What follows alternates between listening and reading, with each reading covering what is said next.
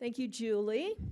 It's always fun to sort of revisit topics that I have researched, in the past, and this is one of those revisitation kind of situations where I think I did do a lecture on this topic a few years ago, and this is a revamping of that one, and I hope that you take something away from it. Besides the sordid things I'm going to share with you about this topic. It does seem to be a topic that people are interested in just because of the rather sordid history that it does bring up. And we'll jump right in there. Until really late in the 20th century, incarcerated women across the United States usually served time in prisons that were built for men. And that was certainly the case here in Montana.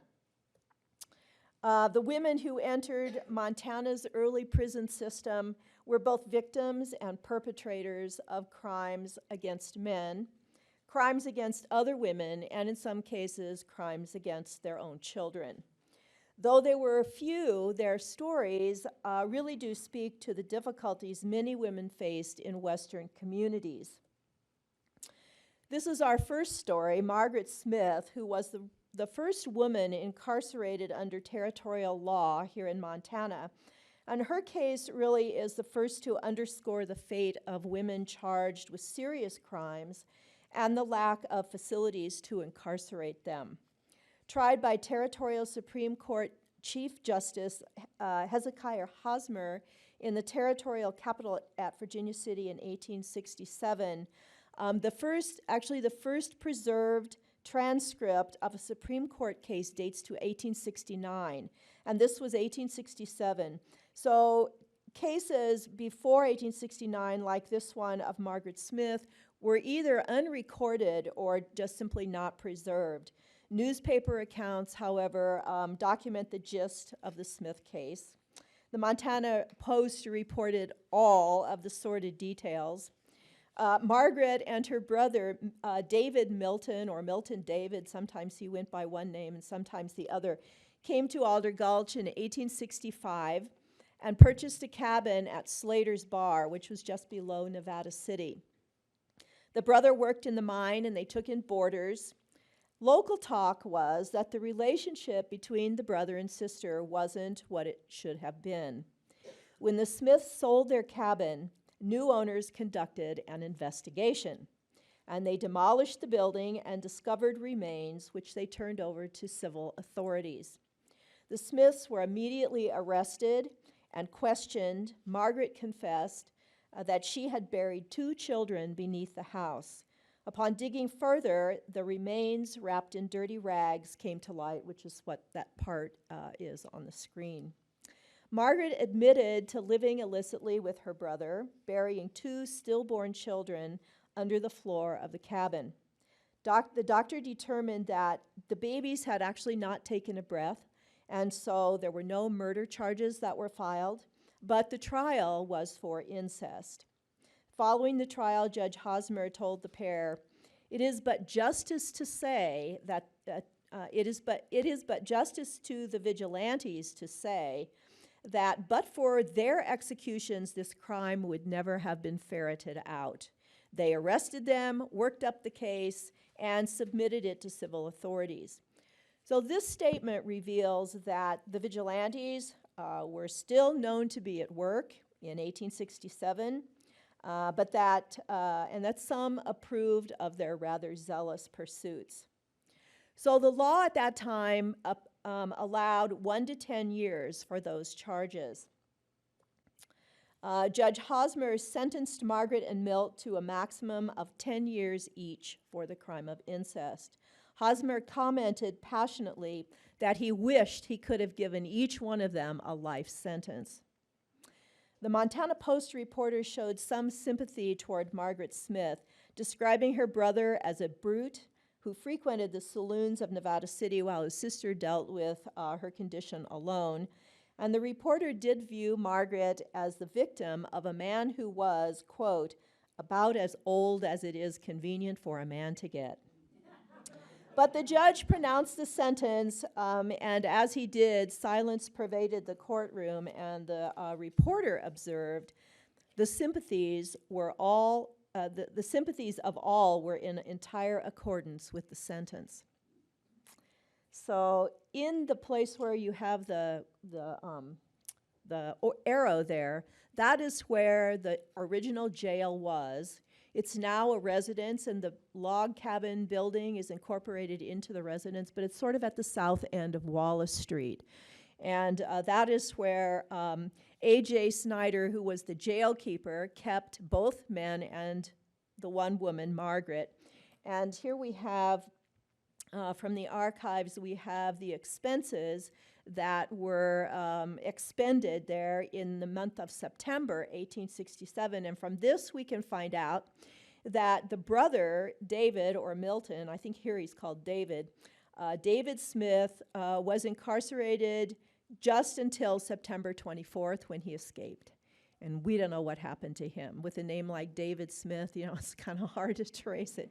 Margaret Smith is also, you know, impossible to trace. But we know that it costs $4 a day per prisoner. And we also know that keeping men and women separated in a very small facility like that was nearly impossible. And so this is what no doubt led to a petition for Margaret's release. And she was released after she did about, I think she did about 8 months maybe of her 10-year sentence. And we find this, you know, we'll see this again, where women were paroled or they were pardoned simply because it was too hard to keep them. So anyway, what happened to Margaret, we don't know. There is a Margaret Smith that turns up in the census, Virginia City Census, in 1870 as a domestic, but I don't know that it's the same person, so it's really hard to know. It was soon very evident that a federal facility was needed in Montana, and keeping prisoners in local jails was difficult and expensive, first of all, and second of all, transporting them outside of the territory to other places was dangerous, and the prisoners usually escaped. So it was necessary to build a territorial penitentiary for those bad characters, and apparently Montana had its fair share because of the gold rush and because of the mixed populations that came here. So this is a 1960s view, but where the arrow is pointing is where the old territorial facility was, and this is what it looked like. It sat where the current administration building is today, as we just saw there, and the first prisoners actually arrived in 1871. The building that you see here was little more than a shell. It was brick. It was had no heat. It was freezing in the winter. It was stifling in the summertime, and it was putrid because there were no plumbing, of course, at that time, and they used the bucket system: one bucket for water, one bucket for waste in each of the cells, and those buckets were probably not dumped very often. It's hard to imagine how horrible it must have been. Although the Territorial Penitentiary at Deer Lodge began to receive prisoners in 1871, no women saw the inside of this facility until December of 1878. The very first few women who were remanded to the federal facility at Deer Lodge were necessarily housed in haphazard fashion, either in outbuildings or in secluded cells in this building here when a cell was available. Oops. The 1880 census shows 2 female prisoners at the end of a list of 54 men. Where the red arrow is pointing there, we have M.A. Drouillyard and Felicitas Sanchez as the first prisoners.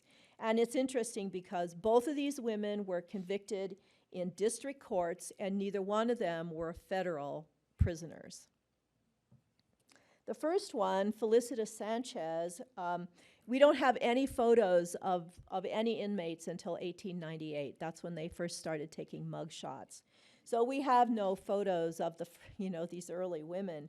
But she was the first incarcerated at Deer Lodge. She was a character well known to the underbelly of Deer Lodge. She was of Hispanic descent, at least according to the census reports. Her parents were from New Mexico, if we can believe the census. Since no record appears of her outside the prison, except in one census report, 1880, and also in newspaper articles about her trial, we really don't know if that was even her right name. She may have used a different name. But she did commit her crime in Missoula, where the district court sentenced her to 3 years for manslaughter.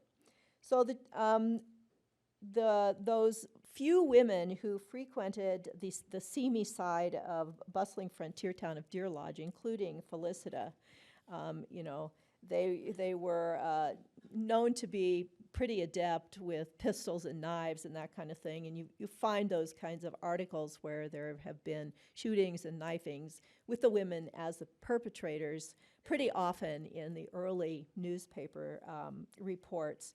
Anyhow, Felicita then moved to Missoula to open a rather low-class bordello, and she found a vacant house on the outskirts of town. But as she moved in, she realized that the house wasn't entirely vacant, that there was a guy by the name of Tom Kelly who was a transient who had spread his blankets in the back in one of the rooms. So Kelly was known to be a drunkard with a murderous temper, and Felicita initially allowed him to stay there in the back room, but then she changed her mind and she told him to get his stuff and move out. As he gathered up his things, she took out her Derringer and shot him 3 times. One bullet hit him in the chest, instantly killing him. They never did discover a motive. So she was kind of a hard character. So Deputy Sheriff Thomas K. Andrews escorted Felicita to the penitentiary on December 3rd, 1878, to begin serving her 3-year sentence. According to the Deer Lodge New Northwest, the deputy ushered her into his office, where she put both feet up on the stove, rolled a cigarette, and smoked it with relish. And the warden, already uncomfortable, with a woman and with her unladylike behavior, took a half an hour to fill out the required paperwork. So then he had to discover if she had any weapons on her person or contraband, and he really didn't want to have to search her. So he declined and showed her to her cell up on the top floor of that federal facility. 3 guards quit, saying that they would not guard a female prisoner. A 4th guard agreed to stay only if Felicita was held in a very well-fortified cell. Her quarters, as I said, were on the top floor of the men's facility. There were no female attendants whatsoever, only male guards. And while the men could at least exercise in the yard, the women couldn't even go outside, because to do so would be mingling with the men and would be to enter the men's domain. So the next female prisoner who joined Felicita had already served a year of her time by herself in the upper floor of this federal penitentiary when Mary Angeline Drouillyard joined her at Deer Lodge. Mary was 24, 3 times married and twice divorced. She was a battered woman by all accounts, whose multiple partners simply implied loose morals to the judge and to the jury. These factors, along with her French-Canadian heritage, pretty much guaranteed her a conviction. She had been accused of shooting her husband, who at the time, this was her 3rd husband, who was the sheriff of Missoula County. And there were 2 other men who were charged in this crime, but she is the one who pulled the trigger. She claimed that the other men made her do it. And we do know that the sheriff, Moses, was an abusive person. I mean, she tended to gravitate toward these men who were very abusive to her. And so anyway, Mary was arrested. The 2 men were acquitted. And Mary waited a year in the Missoula County Jail again, being incarcerated with men for nearly a year after the shooting. The jury didn't believe her testimony, even though Mary's 3-year-old daughter, Georgia, had witnessed the shooting and corroborated her mother's story, but no officials ever interviewed the child. After interviewing a pool of more than 100 jurors, all men, she had her day in court in November of 1879. The jury found her guilty, and the judge sentenced her to 15 years in the territorial penitentiary. Mary hardly even spoke English. She probably didn't understand the proceedings against her. So when Mary joined Felicita in the federal penitentiary in the women's quarters on the upper floor of the federal facility, on December 4th, 1879, she was several months pregnant. Maybe officials weren't aware of that. It doesn't show on her intake file here, on her intake record, whether she willingly consented to a relationship in the county jail or did so in exchange for favors, or whether she was raped. It's not a matter of record. We don't know, and we don't know the identity of the child's father. Obviously, it wasn't Moses because he had died.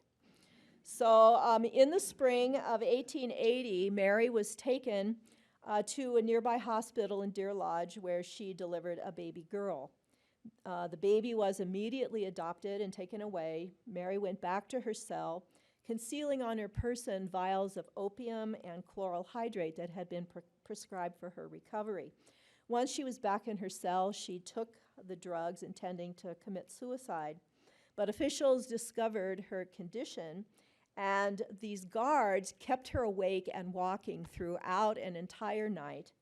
The physical exertion was as dangerous as the drugs she had taken, actually, because she had just given birth. But Mary survived, and when the ordeal was over, she thanked her jailers for their efforts in saving her life. The 2 women prisoners were eventually moved from the territorial facility, from the men's cell block, to a log cabin, a very primitive log cabin that was somewhere on the grounds. We have no photographs of that. Neither of these women served out their sentences. Governor Benjamin Potts signed Felicita's release after she had served 21 months of her 3-year sentence. She might have changed her name. Maybe that wasn't her real name, as I mentioned before, but no trace of her remains. To the relief of prison guards, Governor Potts also pardoned Mary Drouillyard on August 26, 1882. She left Deer Lodge a free woman. Her adopted baby had died after 3 months. She had 3 children. Her one daughter, Clara, had died of mountain fever in the Bitterroot Valley while she was in prison.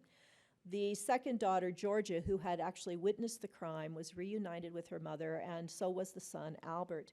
We can't trace any of them except for Albert, who I think I found him as an adult living in Canada as a painter. But what happened to her other 2 daughters, we really don't know, or what happened to her. So far, I've never been able to find out. So upon statehood, in 1889, the federal penitentiary, the federal facility, passed to the new state of Montana, and the state had no money to run the prison. And so the problem was solved when Thomas McTagg and Frank Conley came forward and formed this partnership and proposed to run the prison as a private enterprise under contract with the state. So McTagg took on the financial aspects, and Conley took control of all the administrative duties of the prison. The institution's turbulent past includes the long and often discussed regime of Frank Conley, who was convinced, like others of the times involved in penal administration, that idle convicts bred trouble. And the state had no money for construction, and so the prison had this untapped manpower. So it was Conley's idea that if properly directed, the prisoners could perform the work that was so desperately needed to renovate the prison and build a proper facility. So Conley persuaded the prison commissioners to let him try. And the first project was to build the wall around the facility, replacing this old board fence that a lot of people escaped from that prison. You know, they would tunnel under, they would knock the wall down. So the stone wall was really a big deal and was an important addition. The commissioners found a superintendent to supervised the construction in a man named James McCalman, who actually was a stonemason here in Helena, who had come from Scotland to the United States in 1882 and started a business here in Helena in 1880.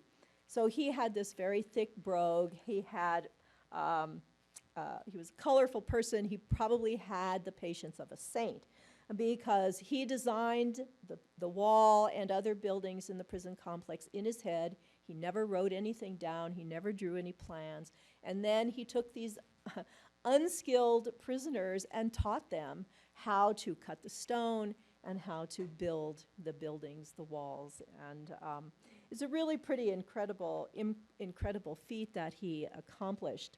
But in the building of this wall, he rerouted a Northern Pacific sidetrack to transport the stone from Garrison. And so the uncut stone was dumped in the yard, like you see there. And the construction began in the spring of 1893. Now just imagine what it might have been like to have this choking dust, this horrible noise, the hustle and bustle in the middle of the summer, for this whole summer.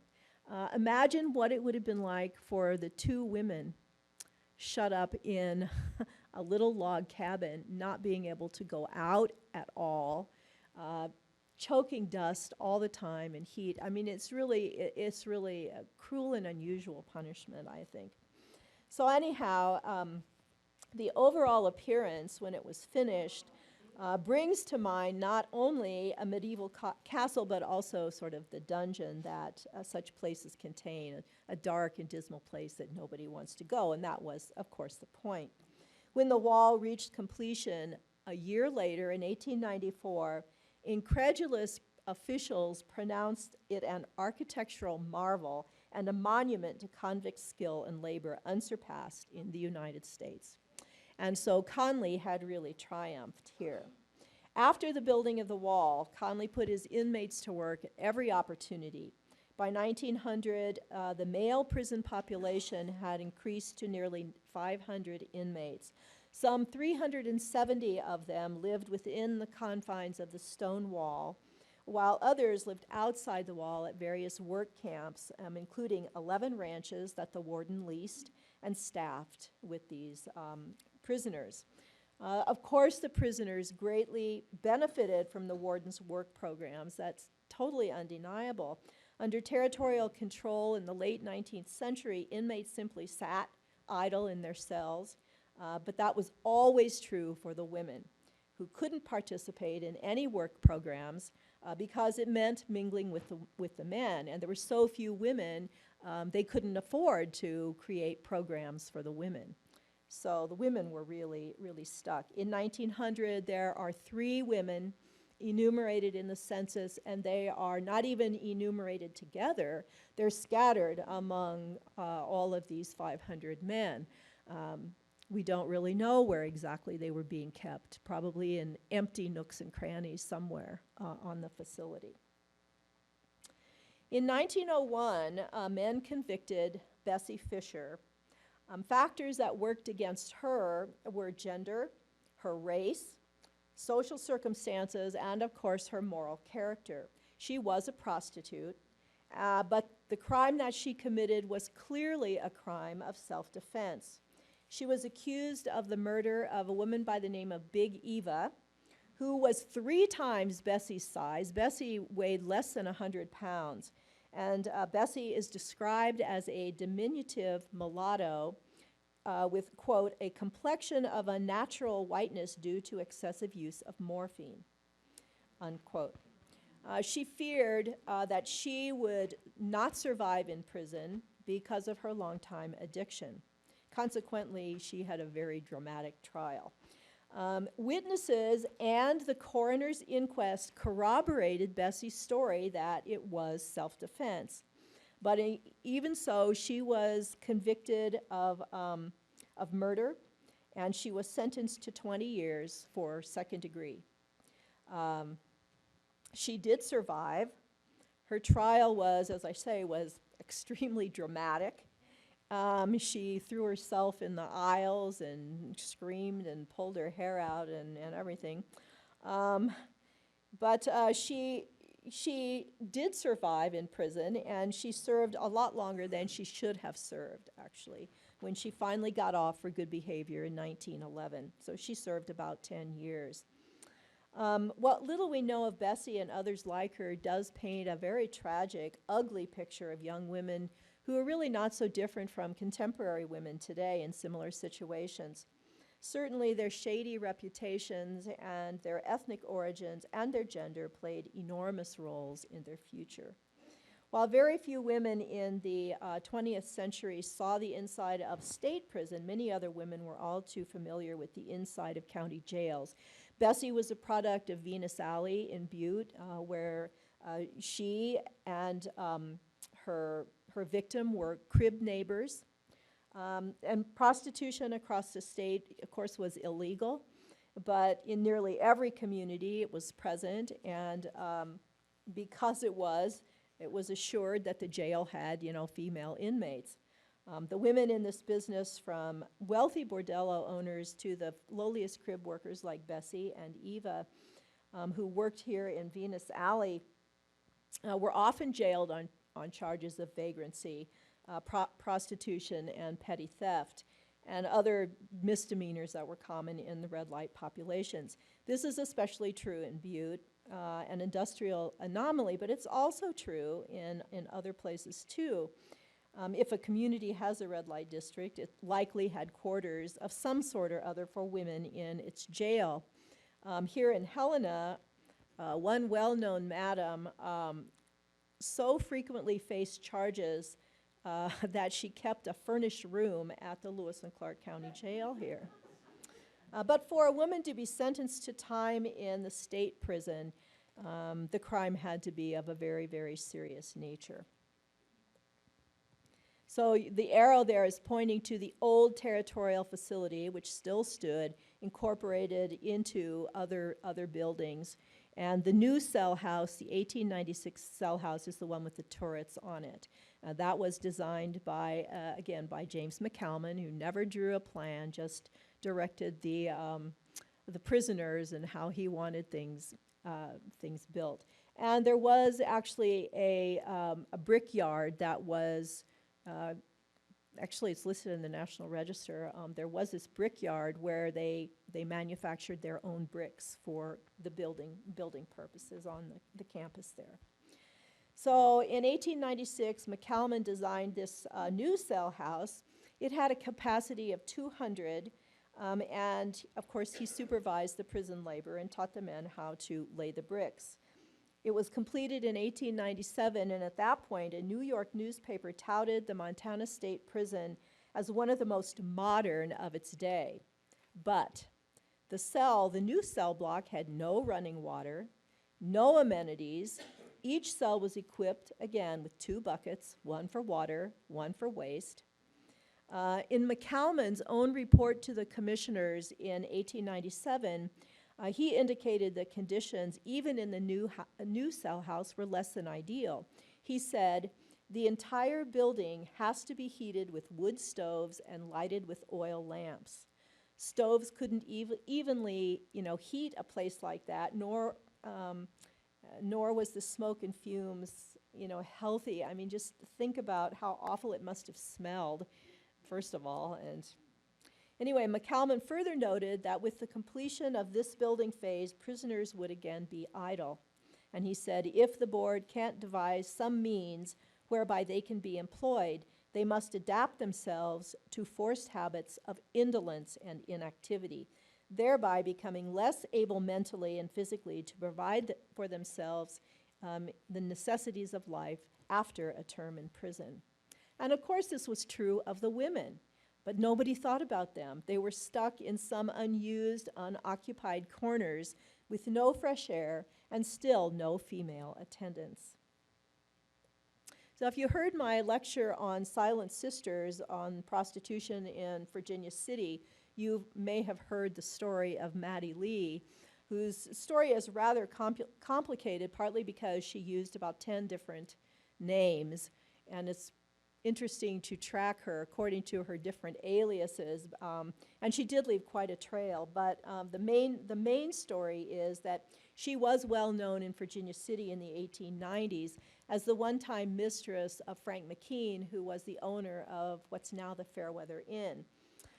They went back to Granite, though, in 1890 when they were an item, and there was a card game in which Frank and a man by the name of Jack McDonald got into a fight, and McDonald was shot and killed.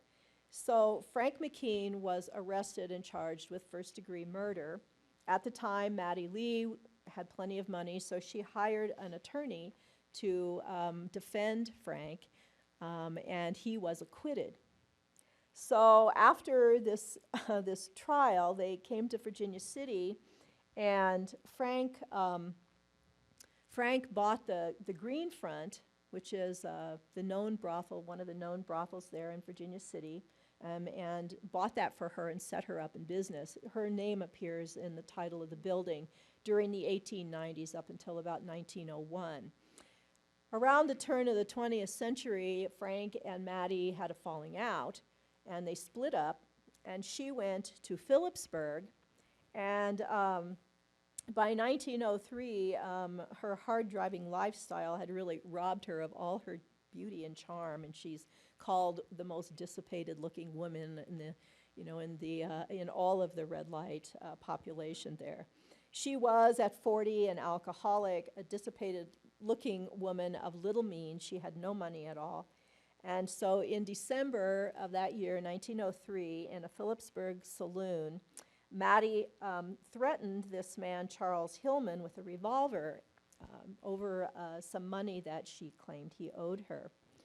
And she shot him in the foot, and he didn't react, and it made her really mad, so she shot him in the eye and killed him outright. And she was arrested and charged with first-degree murder. Well, she had no friends, and she had no supporters, and so she went to Frank McKean and said, "You really owe me, you owe me an attorney because I got you off, you need to get me off." So he hired William A. Clark, not the Copper King, but a well-known attorney from Virginia City who went down and claimed that Maddie was insane when she killed Hillman, which she really probably was, but anyway, the jury didn't buy it, and so she was convicted of manslaughter. This is her intake file. It's kind of hard to read it, but hers is one of the very first mugshots of women that we have. It might be the first one, I'm not sure, but very early, and so this is really how we've been able to trace her. Anyway, the judge sentenced her to the maximum 10 years in the penitentiary. So she joined Bessie Fisher in 1903, and it was those two were the only women prisoners in the early 1900s. And they were the two who transitioned into finally a real facility for women. James McCalman designed this one, 1907, 1908. It has a fence around it, a small yard. It was at least a little bit better because the women could now go outside. But there are many, many horrible, horrible cases connected to this prison, which was in use from 1908 until 1959. And in some ways, it was better, but here's the aerial view with an arrow as to where that facility is. The only entrance was through the men's yard. And, in that way, it really wasn't any better. They're still in the men's domain. They can't go outside of their own little enclosure there. They couldn't see anything except sky because the wall is so high. And so just imagine languishing there for 10 years. You know, it's really pretty horrific to think about. So Martha Dames' case is a very complicated but very interesting case. You might recognize the name of this pioneer family. They were from Virginia City. Martha married Frank Dames, who was the grandson of Mary and Levinus Dames. Levinus was Virginia City's first mayor, and he was an early day doctor and druggist, and very prominent couple. Anyway, Frank, the grandson, and Mary were married in 1913 in May. But Martha was married at least 3 times. She had 5 children by 2 different husbands. Both of her previous husbands were abusive. She left her 5 children and her abusive husband to marry Frank. And it was all over the papers. It was a big, big scandal. People hated Martha Dames because she left her children and married someone else. So 2 weeks after the wedding, Frank was sentenced to Deer Lodge for grand larceny, and Martha was arrested for rape. And the charges stemmed from the fact that Martha was accused of handing over her 12-year-old daughter to this 19-year-old man, Thomas Griswold, for immoral purposes. This is a very interesting case. 19-year-old Griswold was married, actually, at the time. He pled guilty to the charge. Now, this girl is 12 years old, okay? Martha maintained her innocence throughout. Lyman Bennett, who was a well-known respected Virginia City attorney, defended her, but the jury found her guilty. She maintained her innocence even after she went to prison. I've looked at very interesting letters between her and the judge, and I believe that she was framed. I think there are still family members in Helena and maybe in Virginia City also. I don't know what they think about it. I would love to interview them because I'd love to know what's come down through the family. But I do know that Ida, the 12-year-old daughter, ended up at the House of the Good Shepherd. She was a wayward girl, and it may be that the mother just simply couldn't control her, you know. It's really hard to know.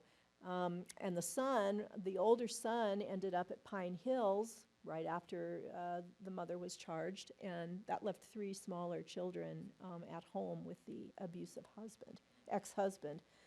So anyhow, a very complicated case. Martha did a year at Deer Lodge, and there was such a stigma against her for leaving her husband and her family in the first place. She could really never go back to Virginia City. So she went to Butte when she got out. There's a very telling letter, I think, by the state parole commissioner, who writes, "It's hard enough to be accused of a crime that a person has committed, but it is still harder to be accused of a crime that a person is not guilty of. And in my opinion, this applies to the latter case," talking about Martha. They were able to get her work in Butte. She got out after a year. She eventually had her 3 younger children with her and raised them in Butte. Never married again. But it is a really sad case because there is correspondence where she was accused of having a baby in prison, which she never did. People in Virginia City and in Ennis accused her of all kinds of things that she didn't do. So it leads me to believe that because of the stigma of leaving her family, the community really didn't like her, and they made things up about her, and she really paid for it. And this woman here, this is the only person I've ever written about that I've been yelled at for writing about her. And it's not because of her, but it's because of 2 of the men who were accused with her. Edith Colby put 3 bullets into A.C. Thomas. in 1916, who was the Republican County Central Committee chairman. And this happened in Thompson Falls on the main street when Thomas questioned her morality.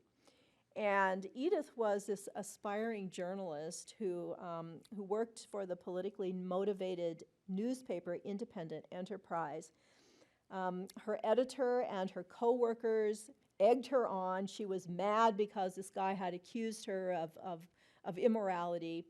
And so her editor told her, you know, if you went out and shot him, it would be really good for the press. And they taught her how to use a gun, and she maybe was unstable, probably, went out and took their advice and killed the guy.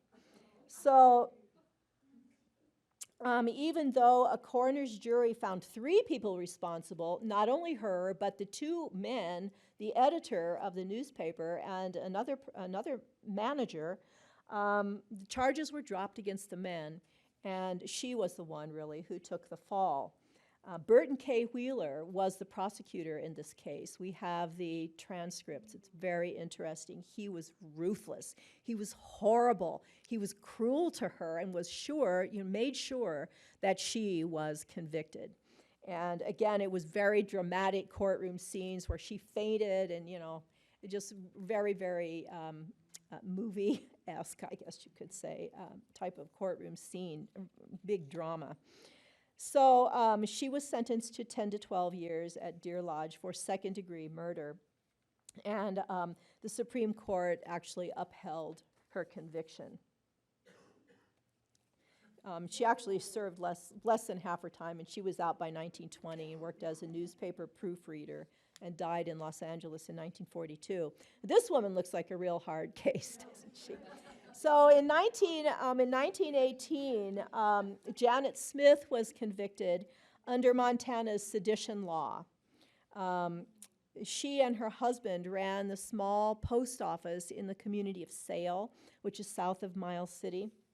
And they had a ranch in the Powder River country. She was very well known among all of the cowboys. She was a great cook, served meals to dozens and dozens of cowboys at a time, at her table. But she was very ill at ease in the courtroom, and she had been accused of making seditious statements. She supposedly said that she wished all the people would revolt. If they did, she bragged that she would be the first one to shoulder a gun and get the president. Not what you wanted to say during the height of World War I, She also called the Red Cross a fake organization and said that cripples, the insane, and convicts of the country should be killed to save food instead of the government restricting it from the rest of the population.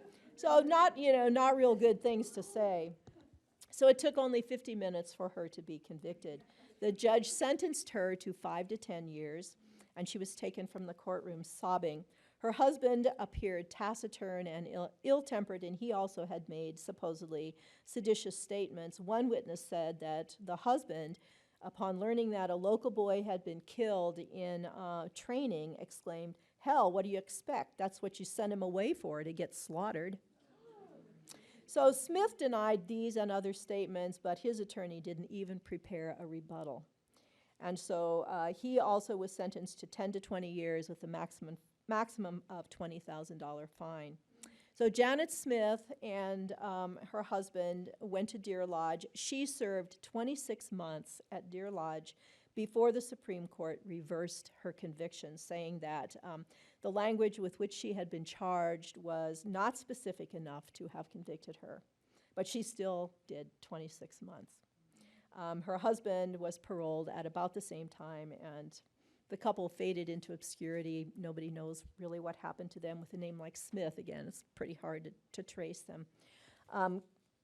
Clemens P. Work in his book, Darkest Before Dawn, Sedition and Free Speech in the American West, suggests that the isolation of ranchers like the Smiths made them particularly vulnerable, and they didn't really realize the implications of their casual talk. In 1918, Work writes, "What was skeptical became unpatriotic. What was thrifty became miserly. and what was opinion became sedition.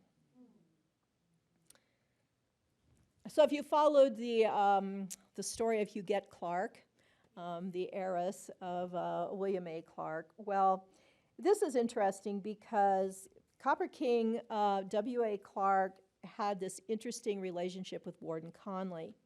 And Clark used prison labor for free on his ranch and in his mines. And so as a thank you, Clark endowed the prison library and the band and eventually gave $10,000 to build this theater. Clark left the state, in 1899, and it was really his son who retained some ties to Montana because he had actually been born in Deer Lodge. And so it was really the son, sort of W.A. Clark Jr., that sort of gave this money to build the theater. But, none of the Clark money came back to Montana to speak of, except for what went to the prison. And it was a thank you, for the use of convict labor. So I think that's kind of interesting.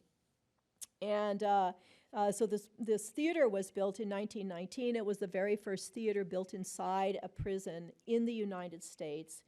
And it was designed to function not only as a prison facility, but also as a public facility. And the public would come in to enjoy performances and later movies and that kind of thing. It was Warden Conley's crowning achievement and really the pinnacle of his career. But early the next year, in 1921, Governor Dixon removed him as warden, and he stood trial for misappropriation of prison resources and other charges, of which he was actually acquitted.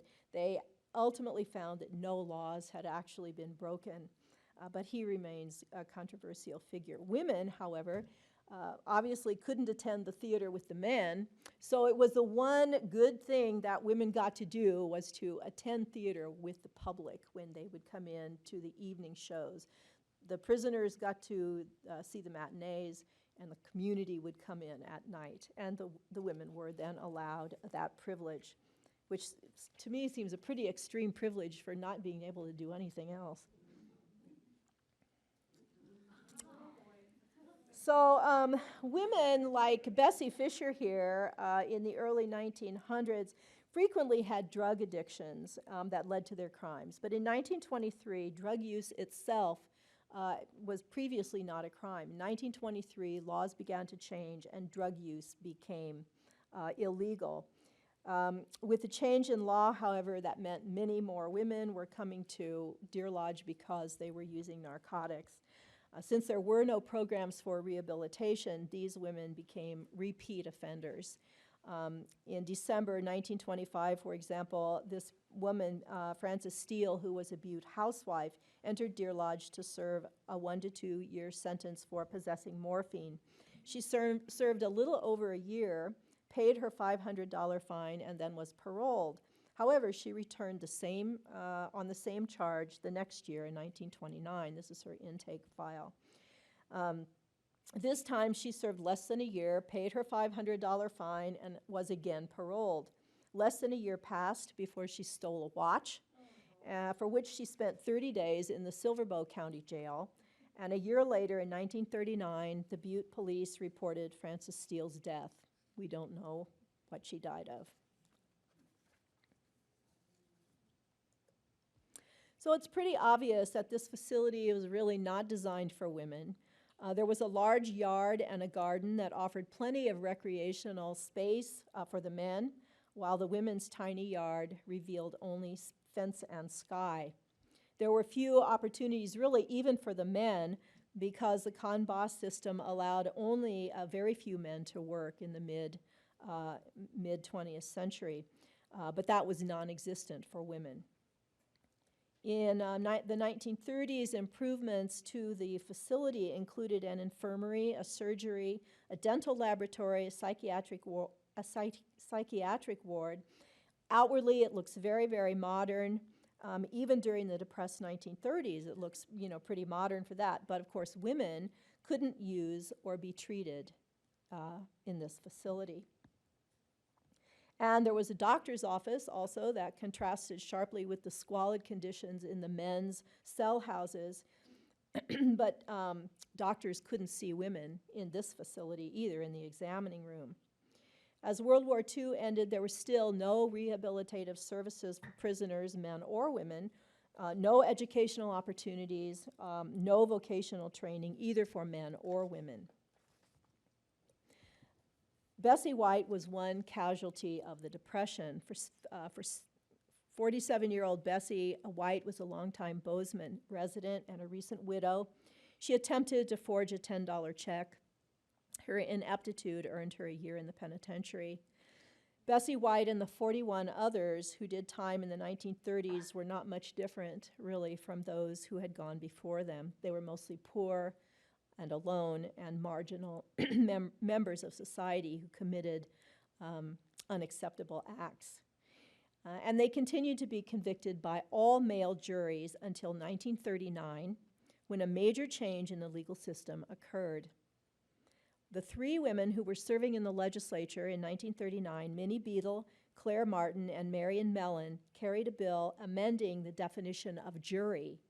Women didn't usually serve because the law's definition of a jury was a body of men.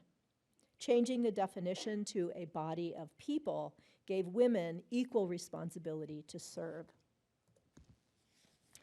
And so in the 1940s, outwardly, the place looked pretty nice and clean, but in the back, the real character is, coming through. It was pretty bad, really bad.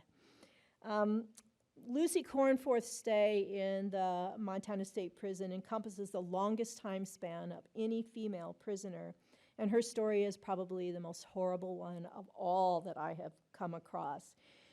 She was living in Miles City working as a gas meter reader. In 1929, she was a single parent with an 8-year-old daughter named Mary. Times were very tough. It was hard for her to make ends meet. She had some difficulties with her neighbors. And so finally she decided that her daughter would be better off and everyone would be better off if she just committed suicide. So she went to the hardware store on a Sunday morning and she bought some poison, rat poison. She brought it back to her house. She mixed it in a cup and told her daughter what she was going to do. And then she sort of had second thoughts and set the cup on the counter. The daughter ran up and said, "I want to go with you," and drank the poison. 15 minutes later, she was dead. And so Lucy tried to call the doctor, but she lived sort of out of town. The address was confused, and the doctor never arrived in time. Lucy pleaded not guilty at first to poisoning her daughter. She didn't make Mary drink the poison. Lucy wasn't guilty. Lucy was only guilty, really, of setting it on the counter. Mary knew what was in the cup. And Lucy really couldn't be responsible for her daughter's acts. But as the trial began, Lucy changed her plea to guilty. Her lawyer argued that Lucy was mentally disabled. She was probably developmentally disabled. They call her in the newspaper a starred personality. She didn't completely understand probably what had happened, but she did know that her daughter was dead, and she was ready to take her punishment. There were no social services at the time to help Lucy, and whether or not she deserved it, she went to Deer Lodge.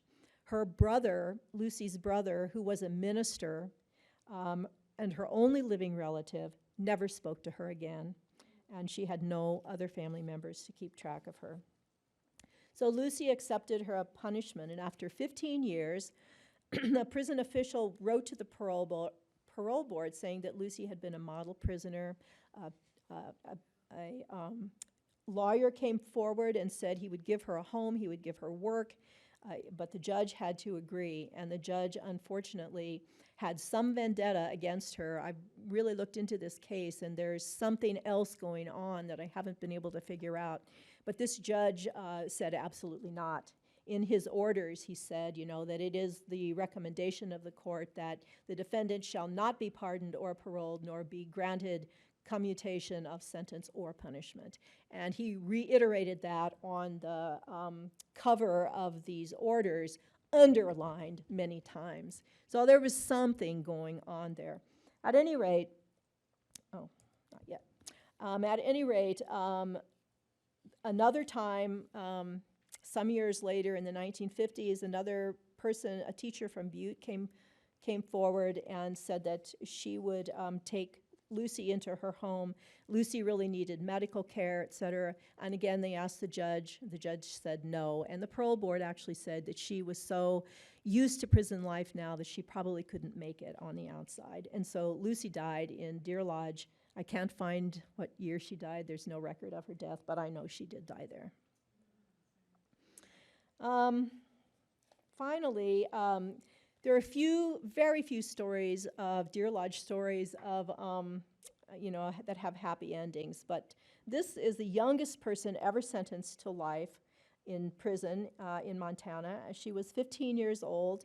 Muriel Murphy was accused with her boyfriend, William Newman, of robbing Gus Anderson in Great Falls in 1936. They supposedly lured him out of a bar and hit him over the head and left him lying on the sidewalk. He died 2 days later, but because the robbery resulted in a death, actually his death was due to pneumonia, the two were charged with first-degree murder. They claimed that Anderson grabbed Muriel and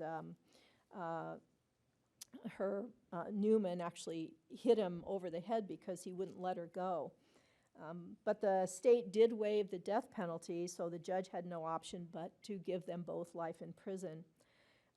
When the sentence was pronounced, isn't she cute? Yeah. When the sentence was pronounced, the judge said to her, "This sentence doesn't really mean what it says. You may apply to the executive department when the time comes. I will do all I can to help you." And one citizen wrote to the Board of Pardons that it was really a miscarriage of justice. How could this little girl of 15 years be guilty of premeditated murder? So they did both serve. She and her boyfriend served 3 years. They got out, they got married, they started a family and moved away to Alaska. W.L. Fitzsimmons, the clerk of the State Board of Examiners, periodically corresponded with the Newmans over a period of 10 years, and finally he wrote them a last letter saying that they had fulfilled the conditions and that all rights of citizenship lost by reason of conviction would be restored. In a rare expression of goodwill, Fitzsimmons wished the Newmans every success and assured them that he was not tracking them, but just hoped that they would stay in touch. During the 1950s, conditions continued to worsen. The 1896 cell block was still in use, no running water, the bucket system was still in use, the men lived in squalor and filth. And finally, in 1959, there was a riot, a very famous riot. The two instigators met violent deaths in this tower room here, tower number 7, in the cell block. The stenciling is really weird because it's beautiful, but what happened in this room was not so nice. 4 months later, there was a devastating earthquake that finally killed that 1896 cell block, and it was no more. The women's facility at that time was converted to maximum security. But still, there was this one obscene remnant of the territorial prison. Through this door on the site where that territorial prison once sat were this series of stairs that you go down to about 4 cells. In 1966, Larry Cheadle died in that last cell at the end of the hallway. He either died of an overdose of drugs or he cooked to death because that's where the steam heating pipes were. And nobody agrees over what actually happened to him. We still don't know today. But anyway, it was not a pleasant place. And finally, after the 1959 earthquakes, women were moved for the very first time out of the confines of the wall for men. And at first they were housed across the street in the warden's old residence in his garage. And one of those first women who didn't serve time in the facility for men was Ruby Garrett, who some of you may recognize as the famous or infamous Madam at the Dumas in Butte. She was accused in 1959 of murdering her husband, which she actually did kill him, but he was abusive, and she did serve. She was sentenced to 4 years for manslaughter in 1960, so she was one of the first prisoners who actually didn't serve time inside the walls. She did only 9 months. And then she went again. She was sentenced again in 1982 for tax evasion. This time she was sent to a California federal penitentiary to serve, I think she served 6 months or something, 9 months. Oops. Mm-hmm. Yes.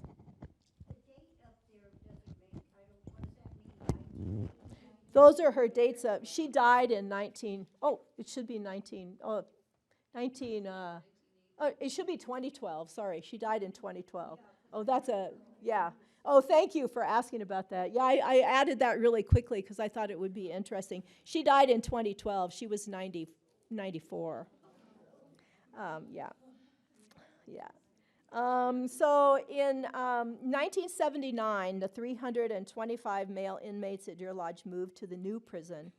And if you visit there, the old prison museum, you'll notice, very strong emotions there.